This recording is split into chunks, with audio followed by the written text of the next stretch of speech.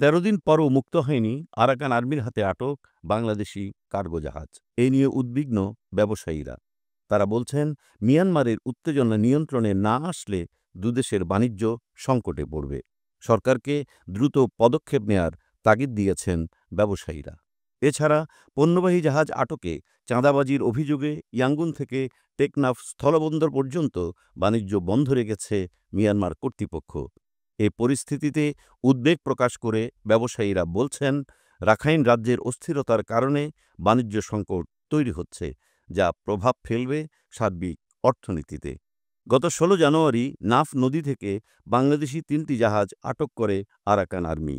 ২০ জানুয়ারি ২টি জাহাজ মুক্ত হয়, কিন্তু এখনও একটি জাহাজ ছাড়া পায়নি। কাস্টমস কর্মকর্তারা বলছেন, মিয়ানমারের অভ্যন্তরীণ সংঘাতের জের টানতে হচ্ছে বাংলাদেশকে।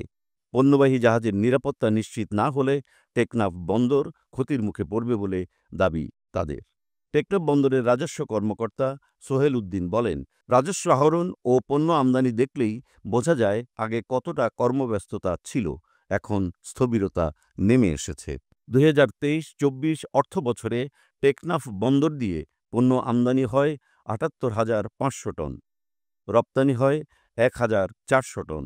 অথচ গত জুলাই থেকে জানুয়ারির ২০ তারিখ পর্যন্ত পণ্য আমদানি হয়েছে ১২,৫০০ টন, রপ্তানি হয়েছে ১,৬০০ টন।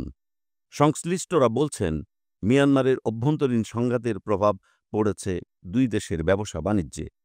ইয়াঙ্গুন থেকে নতুন করে কোনো জাহাজ এই বন্দরে আসেনি, ফলে বেকার হয়ে পড়েছে কয়েক হাজার শ্রমিক, ক্ষতিগ্রস্ত হচ্ছেন ব্যবসায়ীরা।